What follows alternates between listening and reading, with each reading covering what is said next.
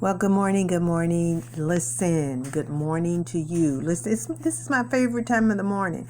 It's 3 in the hour of 3 o'clock in Houston, Texas. I'm specifically in Pasadena, and I want you to know the importance of this hour. I had an unction yesterday, and of course, God has been dealing with me for the last several weeks now about the number 8. And I must get this into your spirit, because we're about to come into a time where there's going to be chaos and confusion, and my voice must be heard. I must. The bishop gave me a command last Sunday, and last time a bishop told me what to do, I didn't obey. It's necessary for you to remember what the people of God are telling you in this hour. I've suffered almost 40 years because that wasn't what I wanted to do. And again, I heard the man of God say, a different bishop, unmute your voice. Please unmute your voice. And so that was a note for me that said I must do what the Lord has assigned for me to do, and it is to unmute my voice. He gave me a scripture years ago that I wasn't all that excited about, and it came from Isaiah, the 58th chapter, and the chapter said, "Cry loud and spare not. Show my people their transgressions." And so the number 8 is what he woke me up with this morning, and he said, "Bobby, speak it." The number 8, let's just talk about the form of the number 8. There's an 8-day cure God has for you. There's a plague that has entered the land because we've lost our morals. We lost our respect.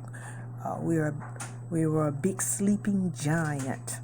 And God said from CHRONICLES that if my people who are called by my name will humble themselves and pray, confess their sins, turn from their wicked ways, he says, I'll hear and I'll listen. I will hear and I will heal the land. So there is a plague in the nation, but God says, I will heal the land. Number 8. Keep number 8 in mind.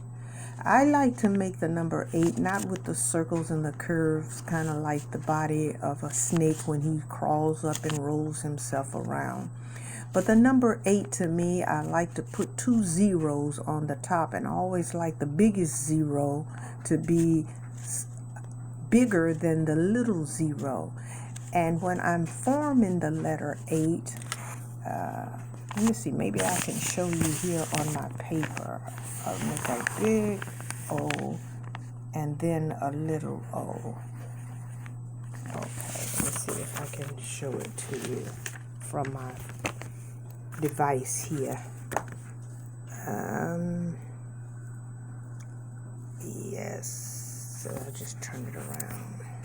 Can you see that? Can you see that 8 on the page?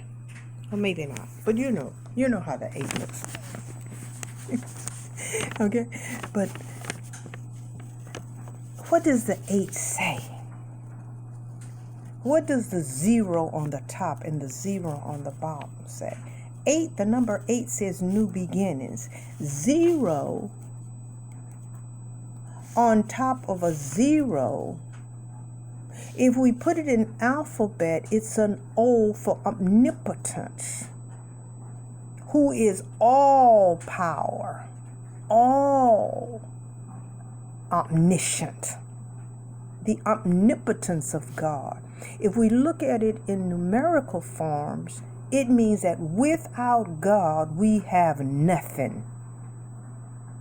It also means the zero says our past is nothing compared to what our present and our future can be if we walk in belief and obedience. So what are we saying? We're saying there is a purity and a cure for the plague that has come